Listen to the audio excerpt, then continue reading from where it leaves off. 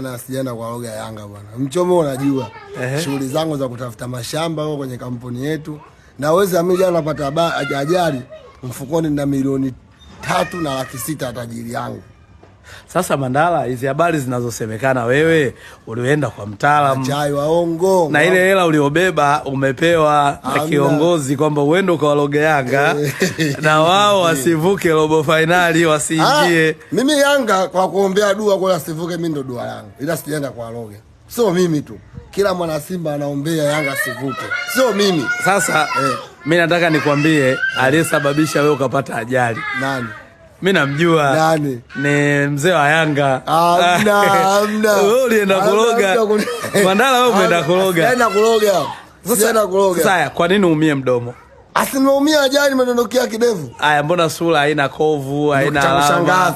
Lakini wewe umeumia mdomo. Maana wewe mdomo wako watu ndio kwa shida nao. Kwa watu shida na mdomo. Baba amenikosa. Sasa huo mdomo huo utakuponza. Amenikosa. Mimi kitu ninachokwambia Mandala. Mimi namwachia Allah. Sasa kama unaweza kushindana na Allah sawa. Yaani mimi wewe ukienda kuniloga ili sio nipoteze si mdomo. Yule kule juu hapa.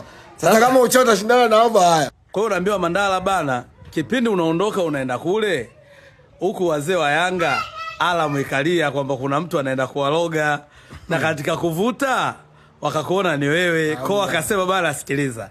Isiwe shida, huyu kijana tumalizane naye, ndio maana akakuloga mdomo kwanza usiongee.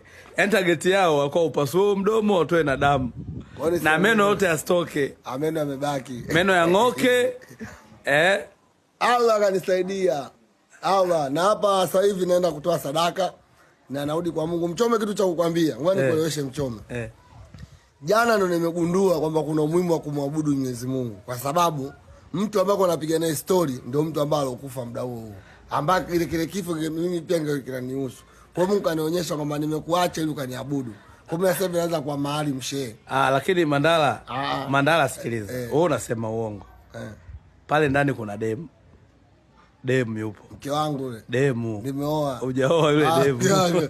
Ndio akija akija mkeka. Mandala unasema unamwabudu Mungu wakati ndani una kimada. Sasa kwani Mungu anakataza mwanamke ukioa? Mandala hujaoa. Ukifuata utaratibu. Mchoma ngoja. Madem zako unawapost tunajua yule anaitwa nani?